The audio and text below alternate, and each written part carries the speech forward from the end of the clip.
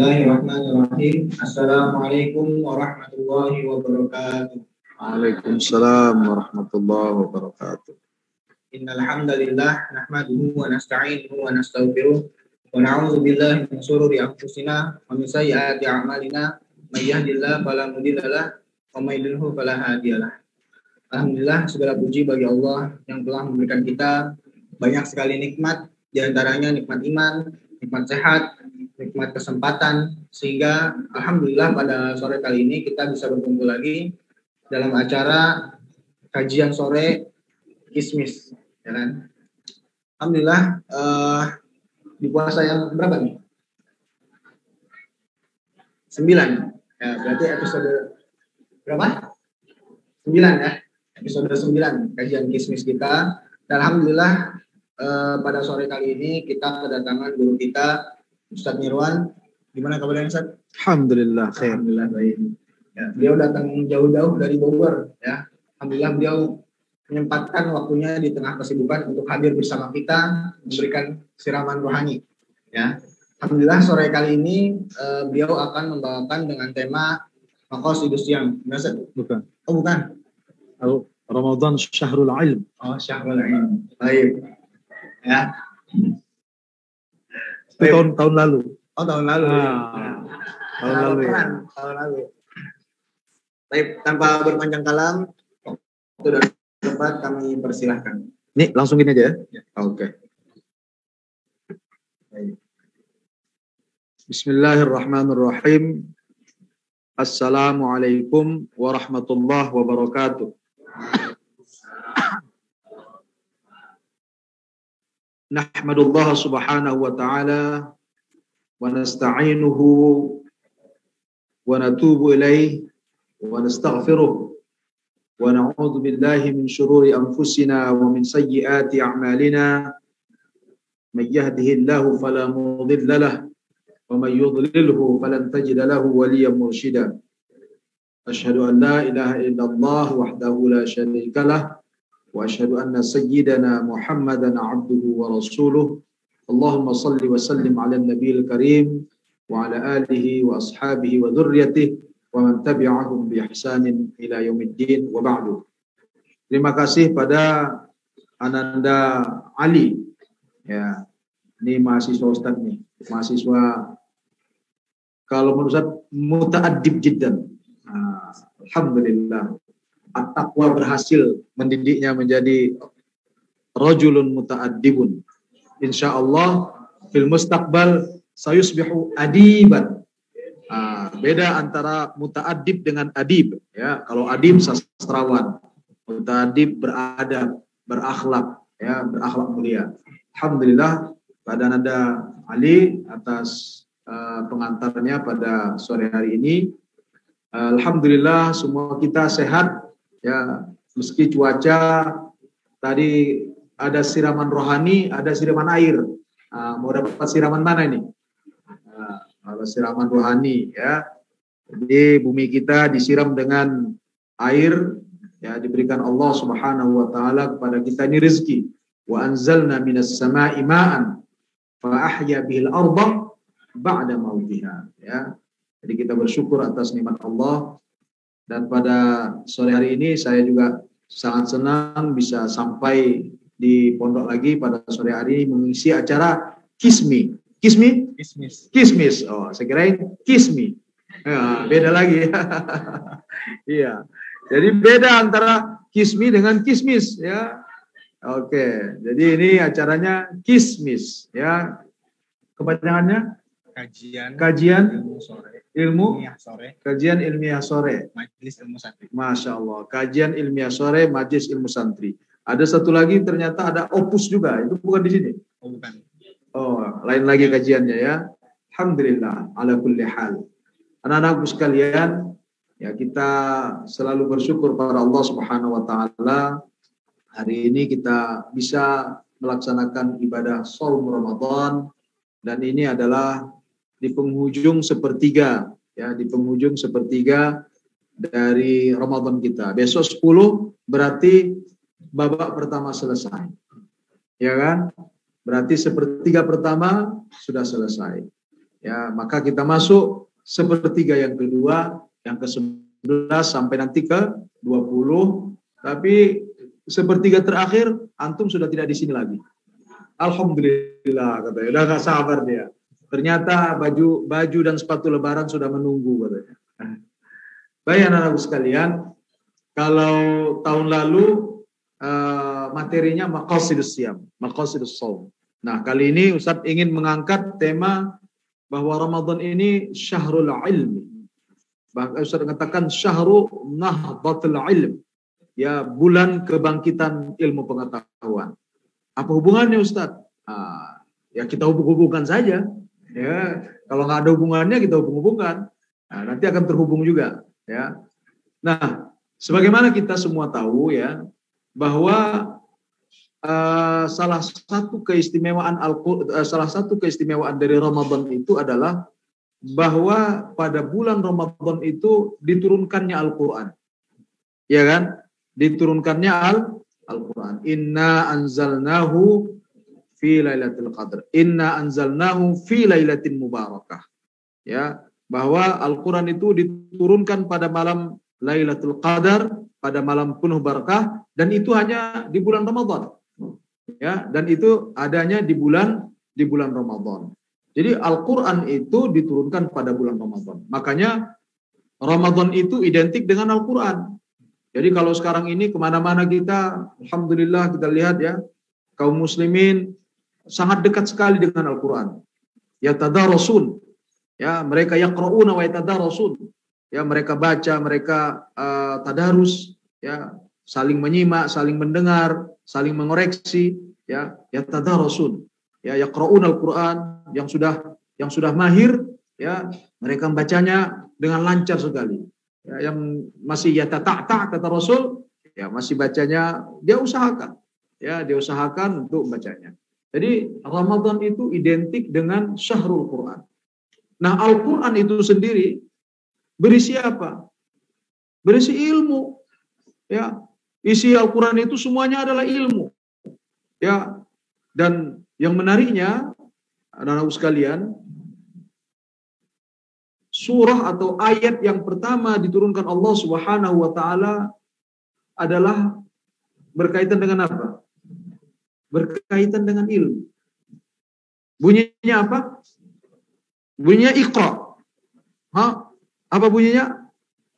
Baca yang lengkap dong.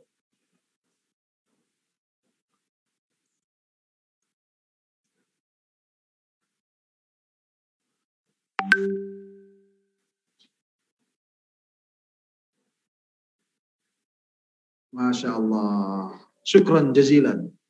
Thank you very much. Iqra bismi rabbikal ladzi khalaq. Bacalah dengan nama Tuhanmu yang telah menjadikan. Iqra bismi rabbikal ladzi khalaq. Khalaqal insana min 'alaq. Yang telah menciptakan manusia dari alaq, ya, dari segumpal apa katanya? Yang kalau alaq itu kan yang bergantung. Ya, maka kita sebut 'allaqa yu'alliq. Ya, menggantungkan. Ya, min 'alaq. Iqra wa rabbukal akram, dan bacalah dan Tuhanmu lebih mulia. Allamal insana, bukan, allazi 'allama bil qalam, yang mengajari manusia dengan qalam. Allamal insana ma lam ya'lam, mengajari manusia apa yang dia tidak tahu. Jadi dari awal ayat pertama sampai ayat kelima itu berkaitan tentang tulis menulis, tentang baca membaca. Nah, kalau sudah tulis menulis, baca membaca, ini berkaitan tentang apa? Tentang ilmu.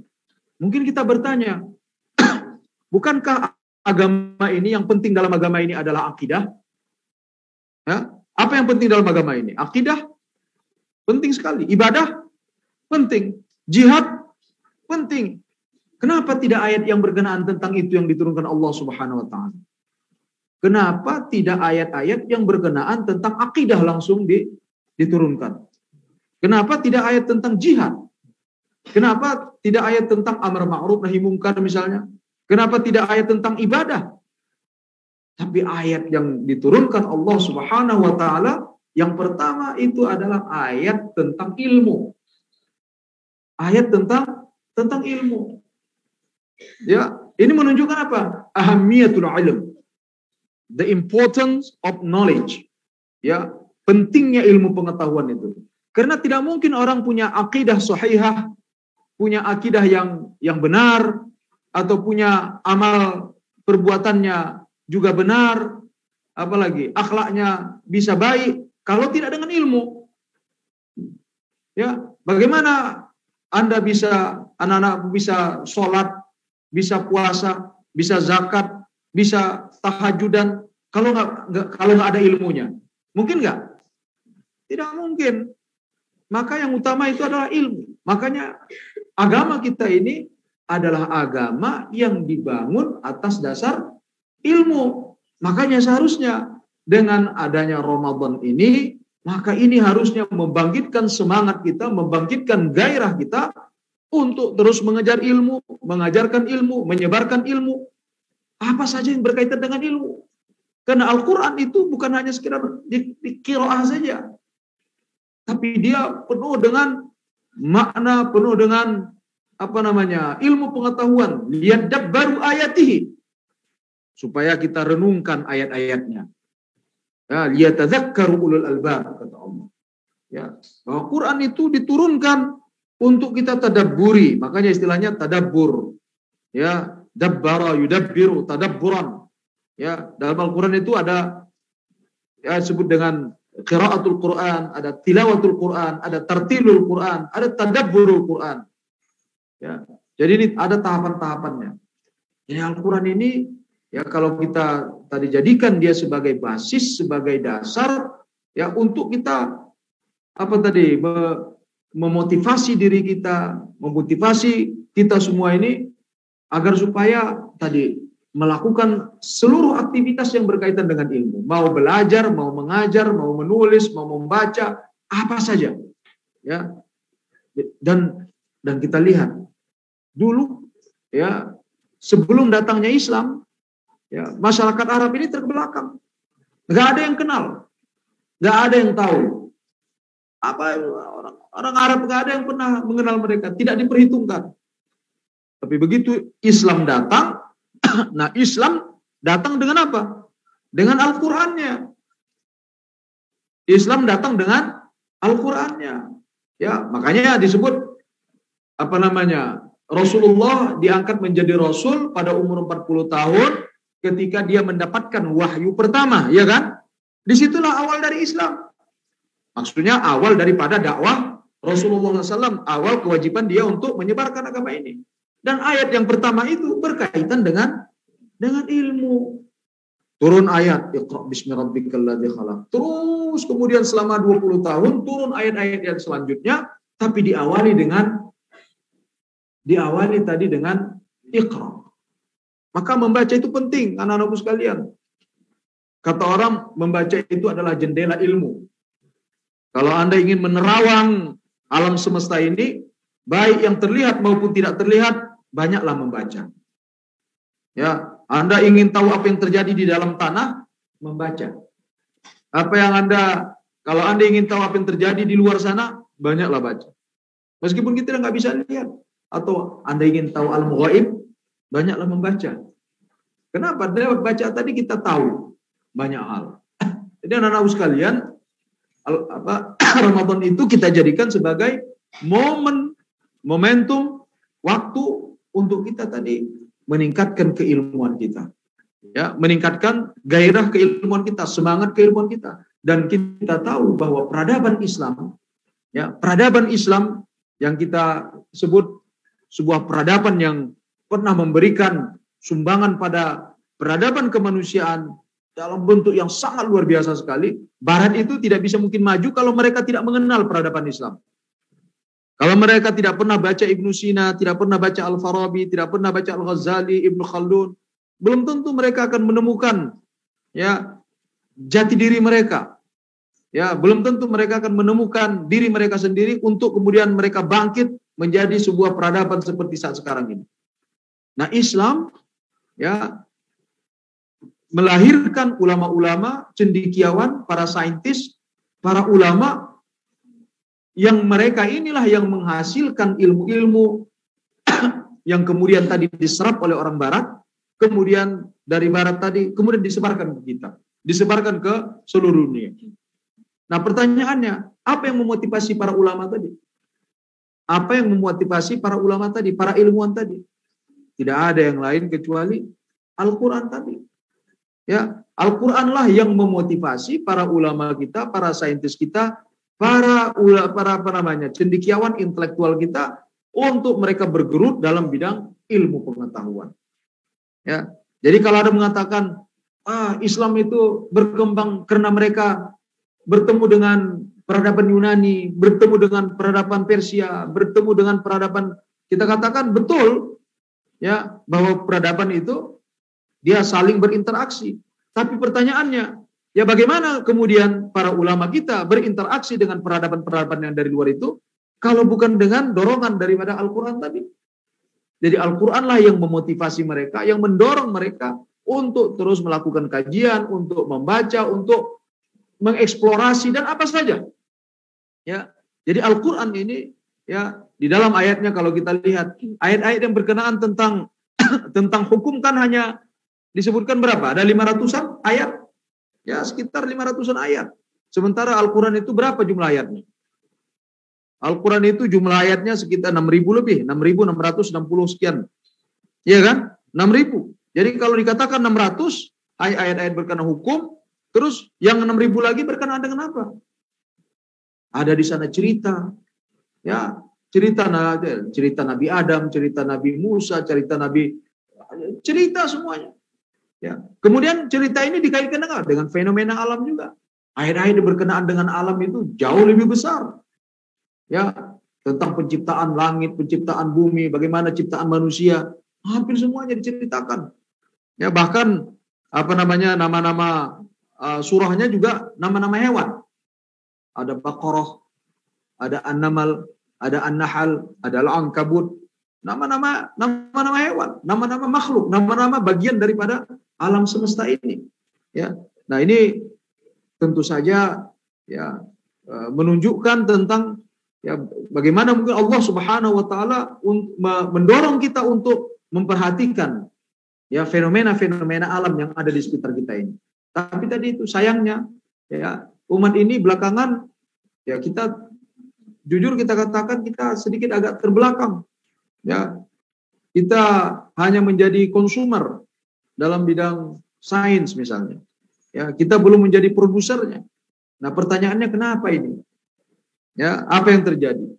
Nah, makanya kembali anak-anak sekalian, jadi kalau membaca Al-Quran itu, ya pertama kita mendapatkan pahalanya iya, ya, tapi ingat bahwa Al-Quran ini harusnya mendorong kita untuk terus berpikir, ya, terus mau merenungkan, berkontemplasi, ya, mendorong kita untuk terus giat mencari ilmu pengetahuan ini. Ya, karena lahirnya ilmu-ilmu pengetahuan tadi, kalau kita kenal dalam yang disebut dengan ulumuddin, ya, ilmu-ilmu agama. Dulu ada tajwid nggak? Zaman Rasulullah? Nggak ada. Tiba-tiba muncul ilmu tajwid. Dulu dalam Rasulullah ada nggak yang namanya ilmu nahu? Nggak ada. Ya, Abu Bakar, Umar, ya, Ali bin Abi Thalib radhiyallahu anhum kalau ditanya, ini i'rabnya apa?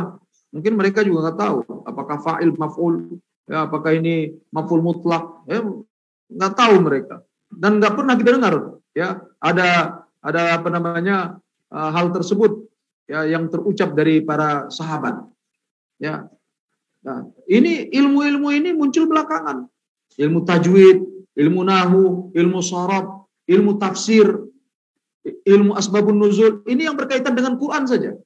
Yang baru berkaitan dengan Al-Quran saja. Ya.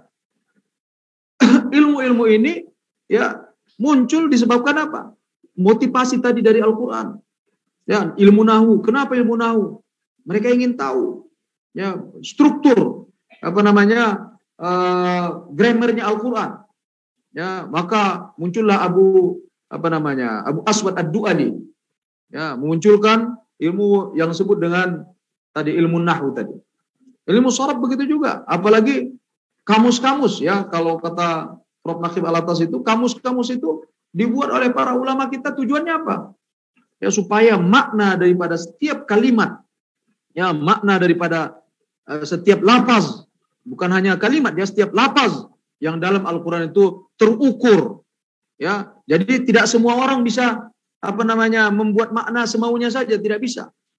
Dalam Al-Quran itu Masya Allah, ya, satu huruf saja bisa menentukan segalanya. Huruf ba misalnya, Bismillah, ini ba ini menunjukkan apa ini? Ya, bi dengan, maksudnya apa? Ada ba lil isti'anah, ya, nasta'inu bi ismillah, ya, asta'inu bi ismillah, ya, banyak. Ba menunjukkan untuk minta tolong. Aku meminta tolong dengan nama Allah Subhanahu wa taala. Ya. Huruf ba, huruf min saja maknanya banyak. Ya, dan seterusnya. Jadi bahasa Arab itu kaya. Dan ilmu-ilmu itu muncul tadi dari Al-Qur'an tadi. Jadi kata tadi ada ilmu asbabun nuzul, ada ilmu tafsir. Apalagi? Ya. Tadi saya katakan ilmu, ada ilmu nahwu, ilmu sharaf, ilmu balaghah, badi', bayan. Ya, berkaitan dengan kesusastraan. Ya, kesusastraan bahasa Arab tadi. Ya, baru kemudian kalau ditanya, kena ilmu fikih itu ilmu apa? Ilmu fikih itu ilmu berkaitan tentang hukum. Tapi hukumnya sumbernya dari mana? Dari Al-Qur'an lagi. Ya, usul fikih apa? Kenapa muncul usul fikih? Usul fikih adalah ilmu metode untuk mengistimbatkan hukum. Hukum dari mana? Lagi-lagi dari Al-Qur'an. Ya, ilmu apa lagi? Ya, ulumul Quran. Ya, ada namanya ulumul Quran. Jadi ada ulumul Quran, tadi ada ilmu tafsir, ya, ada ilmu takwil, ada tafsir tadi, ya, ada asbabun nuzul. Ini saja sudah berapa banyak ilmunya. Ya, lain lagi ilmu-ilmu yang kita sebutkan apa saja. Ya, antum sebutkan ilmu apa saja, maka kembalinya kepada Al-Quran. Jadi ilmu itu munculnya, ya, kalau kita bisa katakan seperti benih, ya, tumbuh. Itu semua dari Al-Quran. Ya, itu semua dari Al-Quran. Itu baru ilmu agamanya. Belum lagi ilmu-ilmu berkenaan dengan ilmu alamnya, ilmu kimia, ilmu fisikanya, ilmu astronominya, ilmu tumbuh-tumbuhan, biologi. Masya Allah. Luar biasa. Ya, dan Allah mengatakan dalam Al-Qur'an, "Wasakhkhara lakum ma fil ardi jami'a." Ya, wasakhkhara lakum ma fis samawati wa ma fil ardh. Ya, dan Allah tundukkan semua yang ada di langit dan untuk kalian. Jadi kalau antum lihat apa yang sekitar kita ini semuanya untuk kita ini, untuk manusia. Ya. Kalau Anda lihat hewan, Anda lihat segala yang ada di Allah ciptakan untuk kita. Ya. Khalaqalakum ma fil ardi jami'an. Allah ciptakan semua yang ada di muka bumi untuk kita. Ya, untuk kebutuhan kita. Nah, bagaimana kita bisa memanfaatkannya? Ya, tentu dengan ilmu. Ya, tidak bisa kita manfaat. Hujan misalnya. Mungkin bagi orang biasa hujan sekedar hujan saja. Tapi mungkin bagi orang yang berilmu, hujan mungkin bisa diolah menjadi apa? Ya, menjadi tenaga kah? Ya, menjadi sumber yang lain dan sebagainya. Ya. Jadi kalau di kita ini kadang-kadang lagi musim hujan airnya berlebih. Lagi musim kemarau airnya hilang. Kenapa tidak ketika musim hujan begini airnya kita simpan? Nah, gimana menyimpannya? Harus pakai ilmu dong. Ya, makanya itu ada di Bogor itu dosen IPB dia buat namanya biopori. Tahu biopori ya? Sebagian mungkin ada tahu. Biopori itu kita buat lubang itu tanah ini ya dilobangin jaraknya mungkin 1 meter gitu. Nah, jadi kalau hujan air masuk ke sana. Ya, airnya masuk. Jadi kalau ada sampah-sampah organik kita sebut ya, seperti ya daun-daunan mungkin bekas makan, masukkan ke sana. Nah, masukkan ke sana ya nanti kan dimakan cacing kan? Nah, cacing itu kan membuat lubang di jalannya, di dalam tanahnya. Iya kan? Kita nggak bisa. Antum bisa nggak buat lubang tanah? Nggak bisa kita. Tapi cacing itu bisa. Ya, binatang-binatang sana bisa. Nanti dia masuk ke, air yang masuk ke sana nanti masuk ke sana. Makanya air itu nggak bisa, harusnya nggak pernah kering. Nah itu gagasannya dia. Makanya harusnya tidak pernah kita kehilangan kehabisan air. Kenapa? Air yang sedang ada sekarang ini dia masuk ke dalam tanah tadi. Dia simpan di sana. Ya, dia simpan di sana. Dan ini tadi saya kembali lagi. Ini semuanya harus pakai ilmu. Nah, ini anak-anak sekalian, ya. Jadi jadikan momentum, ya, jadikan syahrul Ramadan ini, jadikan bulan Ramadan ini, ya, di samping kita memperbaiki diri kita, memperbaiki akhlak kita, meningkatkan ruhiyah kita dekat dengan Allah Subhanahu wa taala, maka jangan lupa bahwa ilmu ini, ya, menjadi salah satu, ya, bagian yang terpenting dalam Ramadan ini. Karena tadi berkaitan dengan Al-Qur'an. Ya, Al-Qur'an itu semuanya adalah penuh dengan ilmu. Ya, penuh dengan ilmu. Ya, alangkah indahnya, ya, kalau kita baca Al-Qur'an, kita tahu maknanya, ya, kita bisa memahami artinya. Wah, itu luar biasa sekali. Ya, sangat luar biasa. Ya, makanya kadang-kadang kalau Al-Quran itu berulang kali kita baca, ada saja makna baru yang bisa kita dapatkan. Ada saja makna-makna baru yang kita dapatkan. Karena Al-Quran sangat kaya sekali. Ya, sangat kaya sekali.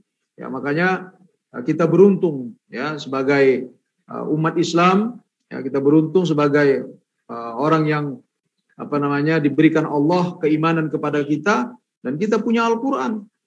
Ya, kita punya Al-Quran.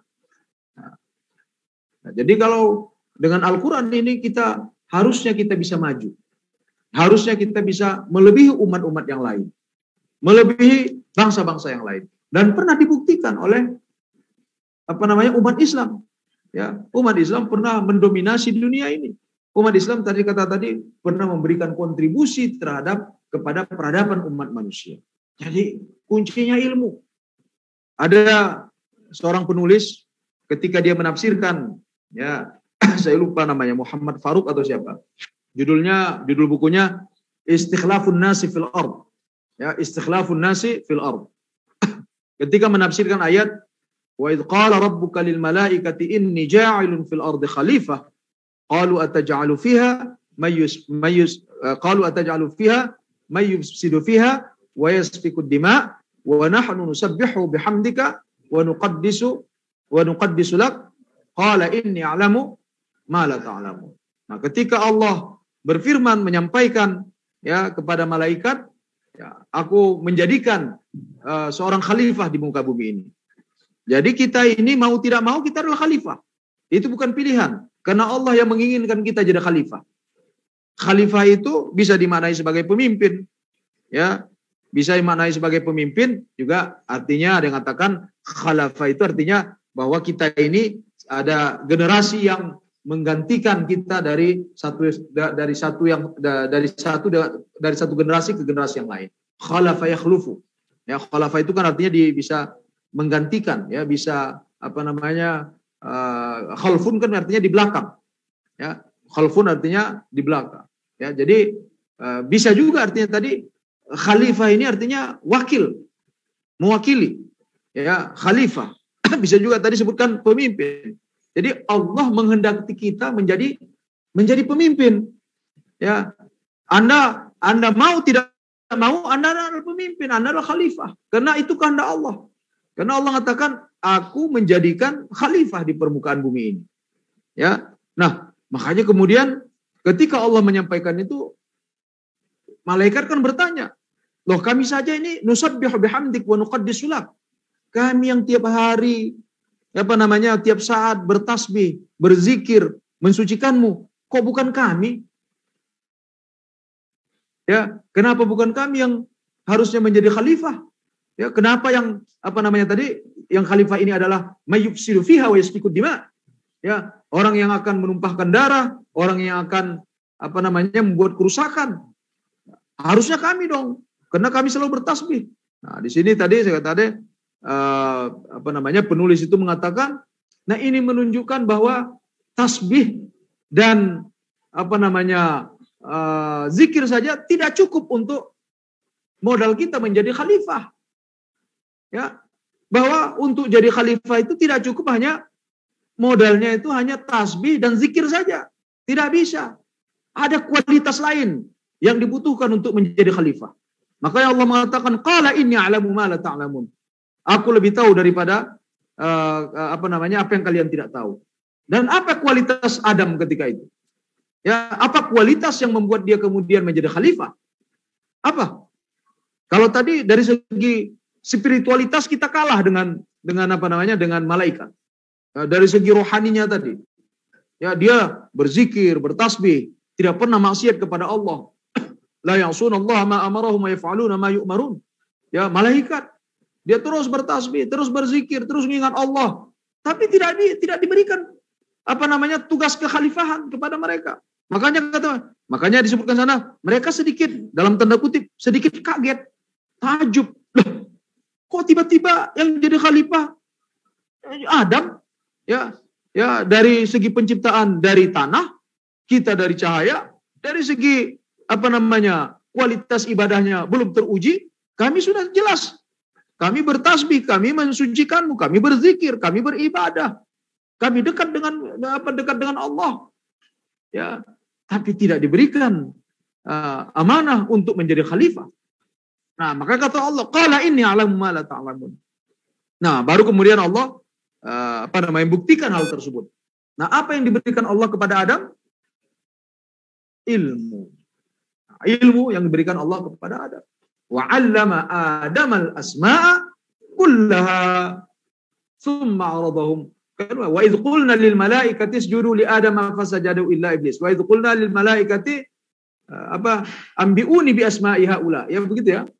Coba ayatnya bagaimana awalnya? Wa 'allama Adam al-asma'a kullaha thumma 'aradahum 'ala al-malaikah faqala ambiuni bi asma'i haula in kuntum shadiqin. Ya. Terus qalu subhanaka la ilma lana illa ma 'allamtana innaka antal alimul hakim. Falamma anba'ahum bi asma'ihim qala alam aqul lakum inni a'lamu ghaibas samawati wal ard wa a'lamu ma tubduna wa ma kuntum taktumun. Ya. Jadi ketika itu Allah berikan Adam kualitas ilmu. Allah berikan Adam ilmu pengetahuan. Ya, sebagai modalnya untuk menjadi khalifah. Nah, baru tadi disebutkan Allah ajarkan nama-nama. 'Allama Adamal asma. Ya, Allah ajarkan kepada Adam nama-nama yang ada di sekitarnya. Ya, nama-nama. Ini sebagai simbolik saja. Ya, Allah ajarkan Adam terkait dengan benda-benda yang ada di sekitarnya. Bukan esensinya ya, bukan hakikatnya, tapi nama-namanya. Allah dikatakan wa 'allama Adamal misalnya al-asya'a. Allah tidak sebutkan wa 'allama Adamal asya'a, tapi wa 'allama Adamal asma'a, bukan asya'a. Ya, tapi nama-nama. Ya, nama-nama yang suruh. Nah, malaikat enggak tahu. Ketika ditanya, coba sebutkan nama-nama ini, enggak tahu mereka. Maka kata Allah, ya kan sudah saya kasih tahu, aku lebih tahu apa yang kalian tidak tahu. Aku mengetahui yang gaib. Ya, yang kalian tidak tahu. Nah, ketika Adam ditanya, ya ketika Adam memberitahukan nama-nama tersebut, falamma amba'ahum, Adam alaihissalam, ya dia berhasil, dia bisa menyebutkan nama-nama tersebut. Itulah kemudian yang membuat posisi Adam alaihissalam menjadi mulia, menjadi terhormat, sampai-sampai malaikat pun diperintahkan untuk sujud kepada Adam alaihissalam.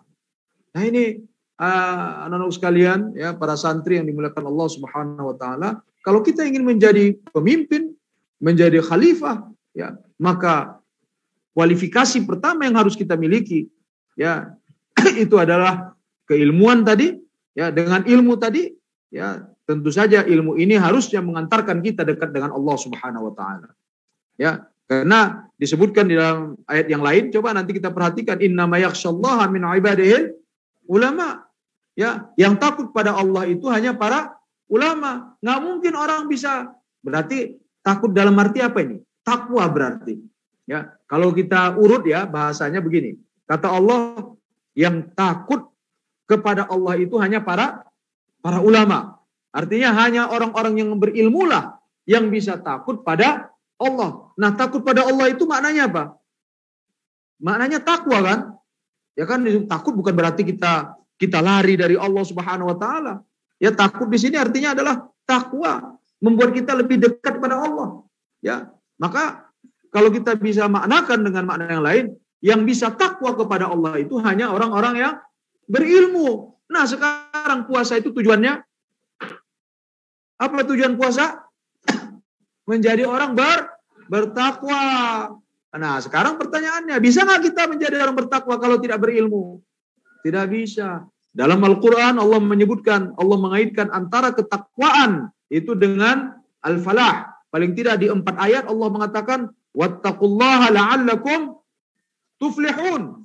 Coba lihat. Wattaqullaha la'allakum tuflihun. Bertakwalah kalian pada Allah. Ya, kalau kalian bertakwa pada Allah, kalian akan sukses. Siapa, ada nggak di antara kita ini pengen hidupnya gagal? Ada nggak? Ustadz, saya pengen hidupnya gagal. Ada nggak?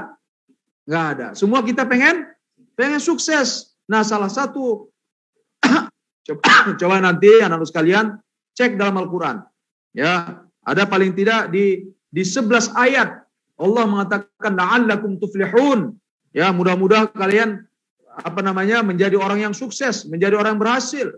Ya, tuflihun, menang. Ya. Nah, dan Allah mengaitkan antara la'allakum tuflihun dengan wattaqullah itu di 4 tempat. Bahkan ada satu ayat yang secara khusus Allah mengatakan fattaqullaha ya ulil albab la'allakum tuflihun. Yang 3 lagi langsung wattaqullaha la'allakum tuflihun, wattaqullaha la'allakum tuflihun, wattaqullaha la'allakum tuflihun. Tapi di satu ayat ini fattaqullaha ya ulil albab. Hai orang-orang yang punya otak, hai orang-orang yang berpikir, hai para cendekiawan, bertakwalah kalian pada Allah. Ya, ini secara khusus Allah memanggil, ya, secara khusus Allah menyebutkan, memanggil orang-orang yang punya pikiran, ya, la'allakum tuflihun, supaya kalian sukses, supaya kalian beruntung, ya. Tiap saat 5 kali sehari semalam paling tidak kita mengatakan hayya 'alal falah, hayya 'alal falah. Nah, sekarang instrumennya dikasih Allah. Ya, alatnya dikasih Allah, caranya disebutkan Allah. Caranya adalah dengan bertakwa. Nah, tadi kembali lagi, kita nggak mungkin bisa bertakwa kalau kita tidak punya ilmu, karena hanya orang berilmulah yang bisa bertakwa pada Allah. Artinya, kalau takwa mengantarkan kita kepada kesuksesan dan tidak mungkin kita bisa menjadi orang bertakwa kalau tidak berilmu, berarti untuk sukses kita harus punya ilmu. Sederhana. Ya, jadi ilmu ini adalah di awal tadi saya sebutkan, dia adalah merupakan dasar. Ilmu itu adalah merupakan dasar, fondasi. Ya, bagaimana? Makanya kadang-kadang ada orang yang pengen dia pengen dia dekat dengan Allah misalnya, tapi dia tidak tahu caranya, tidak tahu ilmunya, sehingga kadang-kadang dia melakukan hal-hal yang tidak seharusnya dilakukannya misalnya. Ya, dia pengen bisa beribadah, akhirnya dia kadang-kadang buat sendiri misalnya. Ya, dia anggapnya itu adalah bisa mendekatkan dirinya pada Allah, padahal itu suatu misalnya kebid'ahan misalnya. Ya, maka ilmu adalah merupakan dasar yang harus kita selalu cari. Ya, kalau kita ingin sukses dunia akhirat itu harus dengan ilmu. Nah, ini anak-anak sekalian, para santri yang dimuliakan Allah Subhanahu wa taala, ya, bagaimana kita jadikan Al-Qur'an, ya, Ramadan ini yang disebut dengan Syahrul Quran, maka pada saat yang sama, karena ini adalah Syahrul Quran, kita jadikan dia juga Syahrul Nahdlatul Ilm. Ya, dia adalah bulan kebangkitan ilmu pengetahuan. Sebagaimana para ulama kita, ya, para cendekiawan, para saintis dulu, mereka bisa menghasilkan temuan-temuan besar. Ya, mereka bisa membuat karya-karya yang agung yang sampai saat sekarang ini kita masih bisa menikmatinya.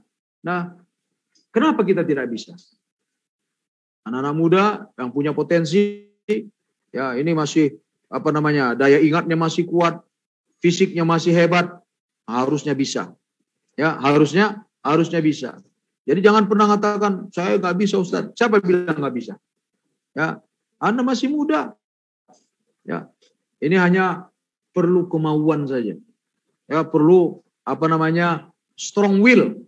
ya, keinginan yang kuat, ya. Jadi kalau cepat apa namanya, apa istilah, kalau istilah sekarang apa namanya itu, anak murid itu bentar-bentar merajuk, apa namanya istilahnya? Hah? Ya bentar-bentar ya bukan galau, apa namanya, baper ya, itu ya istilahnya baper ya. Bentar-bentar apa namanya, sensi, ya, sensitif sekali. Ya begini dimarahi ustadznya langsung pundung. Ya, ini gak bakalan berhasil. Ya, kalau ingin berhasil jangan dimarahi dikit udah pundung, langsung merajuk, apa sensi tadi, langsung baper. Habis itu kenapa nggak masuk kelas? Sakit Ustaz. Padahal bukan sakit, ya cuma apa? Cuma kesel karena ustadznya tadi marahin dia. Nah, kalau seperti ini sulit mau majunya, ya sulit akan maju. Harusnya begitu dimarahi ustadz, saya akan bisa harus lebih baik lagi. Iya, kalau dihukum, misal tadi kalau dihukum lagi ini, harusnya bukan tadi saya sudah dihukum, saya mau pengen, dia malah melakukan apa namanya hal-hal yang apa namanya tadi bawa perasaan tadi, ya bawa perasaan. Nah, harusnya bukan begitu, ya harusnya apa saja ya yang apa namanya yang Anda peroleh di sini. Makanya yang Anda peroleh di pesantren batuk saja, kalau istilah dokter ada itu, batuk saja bisa jadi pendidikan. Ya, Anda dihukum itu pendidikan. Anda disuruh antri itu pendidikan. Ya, apa saja yang ada di pondok ini adalah pendidikan. Ya, makanya anak-anakku sekalian, ya, ini proses Anda ingin menjadi khalifah, maka syarat utamanya kalau Anda pengen jadi pemimpin, maka persiapkan sekarang diri antum dengan ilmu pengetahuan. Ilmu apa Ustaz? Ilmu apa saja. Baca apa Ustaz? Baca apa saja yang antum ingin. Ya, asal jangan suka baca detektif Conan saja. Atau baca Doraemon. Ya, boleh baca Doraemon tapi jangan terus-terusan. Ya, baca Doraemon terus ya. Ya enggak juga. Baca detektif Conan aja ya enggak juga. Nah, pelan-pelan alihkan. Baca yang agak serius. Insya Allah antum semua akan minan najihin minal muflihin, ya, dari orang-orang yang sukses, ya, orang-orang yang berhasil, ya, orang-orang yang apa namanya bisa membuktikan karyanya di tengah masyarakat. Mungkin demikian saja, sudah 40 menit ya. Mudah-mudahan apa yang saya sampaikan bisa bermanfaat kepada antum semua dan saya juga. Ya, kita jadikan kembali lagi saya mengajak, mari kita merenungkan Al-Quran ini, kita jadikan momen untuk menggiatkan, menggairahkan, memotivasi kita untuk mengejar ilmu pengetahuan. Demikian, kalau ada pertanyaan, ya dipersilakan. Syukron. Baik, syukron kasihan Ustaz atas ilmunya. Baik, selanjutnya kita langsung berpindah saja ya, sesi tanya jawab. Jika ada yang ingin bertanya, silakan angkat tangan, berdiri, perkenalkan nama, lalu berikan pertanyaan. Gangguan. Ada? Atau mungkin yang akhwatnya, silakan. Mudah-mudahan yang disampaikan bisa dipahami ya.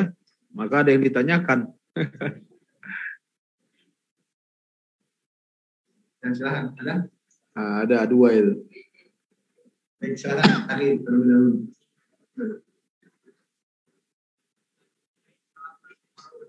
Waalaikumsalam warahmatullahi wabarakatuh.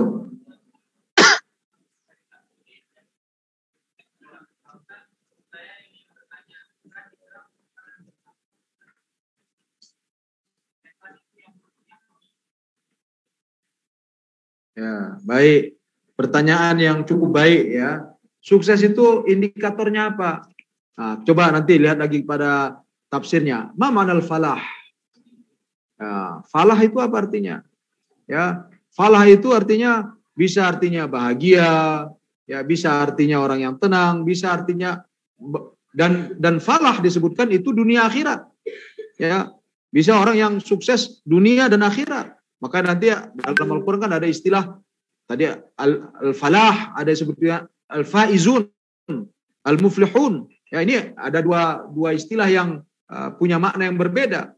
Ya, disebutkan al-falah. Dan kalau kita merujuk kembali ke surah apa namanya Al-Mu'minun misalnya, qad aflaha man tazakka, ya, dan seterusnya, atau surah Asy-Syams qad aflaha man zakkaha, atau surah Al-A'la qad aflaha man tazakka wa dzakara asma rabbih fasalla. Ya, paling tidak di 3 ayat ini Allah bicara tentang maka sungguh sukseslah. Nah, tadi ukuran sukses itu apa, Ustaz? Ya, ukuran sukses itu kalau dilihat ayat ini adalah orang yang bisa berhasil mensucikan, membersihkan dirinya. Yang hilang sekarang itu orang melihat kesuksesan itu pada materi. Ya, dia berhasil ini, berhasil itu, tapi ternyata jiwanya tidak tenang. Ya, banyak orang yang kelihatannya kemarin yang lagi rame itu siapa namanya? Yang YouTuber itu Indra Kents. Wah, uangnya miliaran. Ya. Tapi ujung-ujungnya malah ketangkap. Ya, dan hidupnya tidak tenang. Anda jangan pikir orang yang punya punya materi yang berlebih itu kemudian wah kayaknya dia tenang ya, senangnya. Enggak juga. Ya. Jadi bagi kita sekarang di banyak manusia saat sekarang ini adalah itu rasa ketenangan itu. Rasa ketenangan, rasa kenyamanan. Ya, itu banyak orang yang enggak miliki sekarang. Ya, dia udah punya ini, punya itu, tapi masih tetap dia gelisah. Nah, ada apa ini? Nah, makanya di sini ya disebutkan, kalau tanya apa indikatornya, salah satunya ya tentu saja nanti kalau kita merujuk kepada Al-Qur'an ya itu disebutkan, makanya ulaika humul muflihun. Nah, siapa yang sebutkan muflihun itu? Ya, nah muflihun ini disebutkan dalam Al-Qur'an banyak sekali ya. Tadi saya sebutkan tadi yang jelas secara umum kita katakan al-falah itu adalah orang yang hidupnya tenang, nyaman, ya, tidak gelisah, ya, itu adalah termasuk orang al-falah. Ya, kalau masalah tadi, apakah harus punya harta yang banyak? Ya, harta banyak kalau tidak tenang sama saja. Ya, punya harta banyak, populer, tapi tidak tenang hidupnya, percuma. Ya, yang kita cari itu adalah ketenangan tadi. Dan itu keberhasilan itu bukan hanya dunia, tapi juga di akhirat, ya, juga di akhirat. Baik, mungkin itu saja, ya. Yang ini.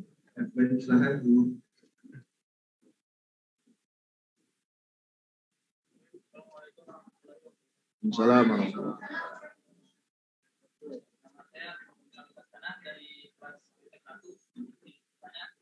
Tadi disebutkan bahwa membuat seseorang semakin bertakwa kepada Allah Subhanahu wa taala. Tapi kita melihatlah realita problematika masyarakat sekarang, karena dengan menuntut ilmu membuat seseorang itu malah semakin angkuh dan semakin sombong dan semakin jauh, yang mana dengan angkuh ini menafsirkan bahwa seseorang itu semakin jauh kepada Allah Subhanahu wa taala. Jadi pertanyaan saya, yang salah di sini adalah penuntut ilmunya atau ilmu yang dituntutkan? Baik, pertanyaan yang cukup baik sekali ya. Kok ada orang yang berilmu kemudian malah angkuh, malah sombong, malah jauh daripada Tuhan, menjadi ateis bahkan. Ya, bahkan menjadi ateis, bahkan mencak-mencak. Ya, orang-orang liberal itu ya pengen merubah ayat Al-Qur'an, pengen merubah hukum-hukum Islam dan sebagainya lah ya. Nah, ini betul Anda katakan tadi. Ya, makanya kata Ibnu Qayyim ya rahimahullah, man arafa kulla syai'in wa lam ya'rif rabbahu fa ka'annahu lam ya'rif syai'an. Ya, barang siapa yang tahu segala sesuatu tapi dia tidak tahu tentang Tuhannya, seolah-olah dia tidak tahu apapun. Jadi ukuran pengetahuan tadi bukan seperti yang mungkin disebutkan saat sekarang ini, indikatornya misalnya title, gelar misalnya. Ya, gelar profesor, gelar doktor, gelar apa saja. Bukan itu. Tapi yang menjadi indikator, makanya tadi disebutkan, indikator orang itu berilmu apa? Dia akan takwa pada Allah. Jadi kalau kita temukan tadi ada orang yang secara secara duniawiyah kita lihat dia punya gelar, berilmu, tapi tidak membuat dia dekat pada Allah, kita yakin bahwa dia bukan orang berilmu. Ya, kita yakin bahwa orang tersebut bukan berilmu. Karena orang yang berilmu itu akan mendekatkan dirinya pada Allah. Saya selalu mengatakan begini. Ya. Kalau orang-orang yang bergerak dalam bidang ilmu alam, ya, apakah fisika, astronomi, biologi, atau apa saja, ya, ilmu-ilmu alam. Saya mengatakan bahwa mereka melihat Allah Subhanahu wa taala langsung dengan mata kepalanya. Bagaimana kok bisa? Ya, dengan mengkaji alam-alam semesta ini, dia akan melihat keagungan Allah Subhanahu wa taala. Dia akan melihat keagungan Allah Subhanahu wa taala. Dikajinya tubuh kita, dikatakan ini nggak mungkin ciptaan manusia. Nah, kalau ustadz, kalau kiai, dia melihat Allah dengan apa? Dengan alam gaibnya. Ya, makanya kenapa kan ada alam gaib, ada alam syahadah. Ya, maksudnya ya kalau para astronom, para ilmuwan yang bergerak dalam bidang alam ini kan mereka mengkaji alam. Ya, mengkaji kita. Nah, yang mereka kaji ini, ya mereka bisa lihat langsung keagungan Allah Subhanahu wa taala di sana. Ya. Coba bayangkan, lihat saja tubuh kita ini. Ya, kalau kita jangankan kita kita bukan ahli, ya. Yang kita bukan ahli saja ketika kita lihat tubuh kita ini, kita katakan Masya Allah, ya, betapa kompleks, betapa complicated, ya, betapa rumitnya susunan tubuh kita ini. Ya, betapa rumitnya susunan tubuh, dan tidak mungkin terjadi begitu saja. Ya, pasti ini didesain oleh Allah Subhanahu wa taala. Kononnya, ya, kemarin ada menyebutkan jarak kita dengan matahari ini kan cukup jauh, ya. Ternyata ada katanya, ya, ada planet, ya, yang kalau kita kelilingi katanya, ya, kalau kita kelilingi perlu jutaan tahun untuk kita bisa bisa mengelilingi planet tersebut. Berapa kali lebih besar itu planet itu? Planet itu jauh lebih besar dari matahari dan memerlukan jutaan tahun katanya untuk mengelilinginya. Jutaan tahun itu seperti apa planet itu? Masih banyak alam di sana yang kita nggak bisa pernah jangkau. Ya, yang tidak bisa terjangkau. Kita paling sampai saat ini orang paling masih bumi, ya, kemudian Mars, matahari, ya mungkin di dekat-dekat yang masih dekat. Tapi masih banyak planet yang di sana yang kita tidak tahu. Ya, masih banyak. Nah, ini kalau kita kaji seperti itu, kita katakan Masya Allah, betapa luar biasanya ciptaan Allah Subhanahu wa taala ini. Ya, betapa luar biasanya. Nah, makanya saya kata tadi, orang yang bergerak dalam ilmu alam ini, saya katakan mereka melihat Allah.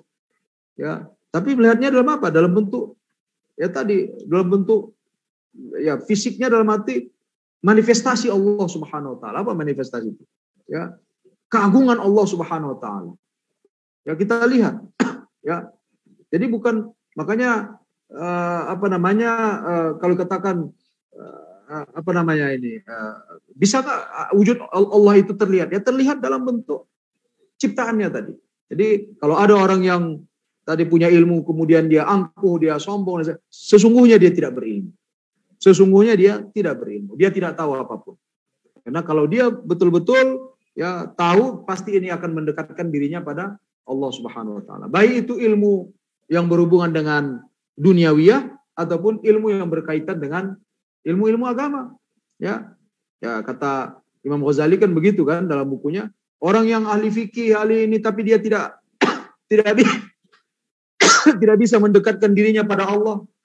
Ya, tidak bisa membersihkan jiwanya, dirinya, maka sesungguhnya dia bukan orang berilmu. Orang berilmu itu kalau dia bisa mengetahui tentang dirinya dan mengantarkan dia kepada jalan akhirat. Wallahu a'lam bishawab.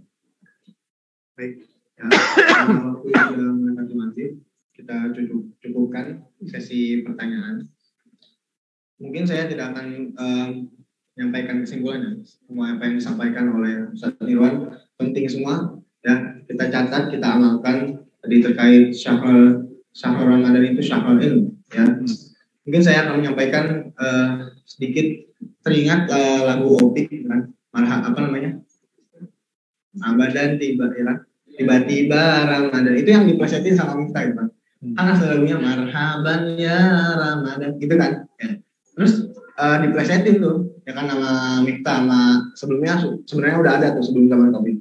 Terus selintas kepikiran, oh iya tiba-tiba udah Ramadan lagi, gak kerasa ya kan. Kita nggak kerasa dari tahun lalu, tahun selanjutnya mungkin nanti Ramadan tiba-tiba udah berakhir. Itu perputaran waktu begitu cepat, yang kata Rasul ini adalah tanda-tanda kiamat. Maka kalau misalnya kita tidak memanfaatkan waktu ini dengan baik, dengan ilmu pengetahuan, itu berarti maka akan sia-sia saja. Ya. Alhamdulillah kita di pondok ini pagi kita santri ngaji 3 kali, sama Ustaz Ardi, Ustaz Suidat, Ustaz Bana, dan sore diakhiri kita dengan kajian kismis. Masya Allah. Itu, alhamdulillah. Luar biasa ya. Anda beruntung ini. Alhamdulillah. Ya. Ya baik, mungkin kita cukupkan sampai di sini. Syukran kasiran Ustaz Ridwan atas Barakallahu fiik. Ya. Wabillahi taufiq wal hidayah. Wassalamualaikum warahmatullahi wabarakatuh.